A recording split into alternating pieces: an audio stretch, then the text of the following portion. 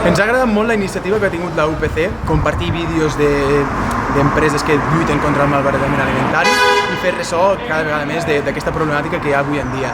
Per això estem aquí avui. Poden comentar alguns companys vostres de la UPC que ja són clients nostres. Les nostres caixes de fruita i verdura solen ser fruita i verdura de proximitat i amb molta personalitat.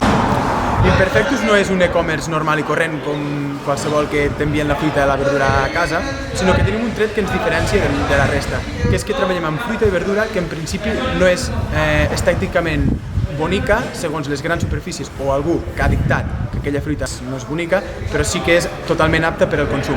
Nosaltres el que busquem és reduir el malbaratament alimentari d'aquestes peres o pomes que simplement per la seva coloració o per ser d'un tamany petit no tenen sortida al mercat.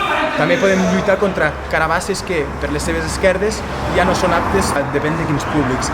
Nosaltres el que intentem fer és rescatar tots aquests aliments, ficar-los dintre de la caixa sempre que siguin producte de proximitat i enviar-los directament a casa del client. Com va sorgir la idea? Doncs va ser un cúmul de coses. La principal, diria jo, va ser que jo tinc un pagès aquí a Central de Fruita que cada setmana em portava una caixeta de verdura variada. I l'Oriol ho veia i em deia, oh, quina sort! I amb aquesta verdura era la meva sorpresa i tenia que cuinar segons això. Llavors aquesta idea ens va agradar molt. A part que ell sempre venia i em veia com tiraven pomes que estaven quasi perfectes, però que per qualsevol detallet se'n anava a la basura i em deia, però si està boníssima, per què tirem això d'aquí? I llavors van dir, i si ajuntem les dues idees i trobem una solució? I llavors d'aquí, després de pensar-ho molt, treballar molt, va sorgir Imperfectus.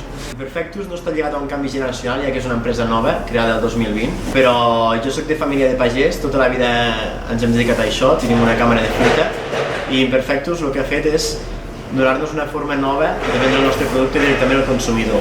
Bé, hem pogut comprovar que la gent està molt conscienciada en el problema de l'actualitat i el que intenta afrontar Imperfectus, i gràcies a això ha permès que durant aquest any haguem crescut molt. Hem passat de ser una plantilla de 2 treballadors a actualment ser 11. Estem molt contents perquè la veritat és que estem aconseguint salvar molt producte de molts pagesos els quals en principi no tenien una sortida i gràcies a Imperfectus actualment estan podent treure el seu producte, com pot ser el cas del Jonathan, on tenia tomàquets que no se li tancaven bé del cul però eren perfectament aptes pel consum. Què feia? Ell guardava els, en teoria bonics, per les grans superfícies i deixava per Imperfectus la resta. Què fèiem? Nosaltres anàvem a buscar-los i els incluíem a dintre d'aquestes caixes.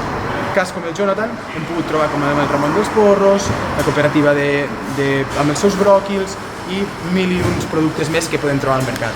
Beneficis, doncs molt, tant a nivell personal com a nivell d'empresa.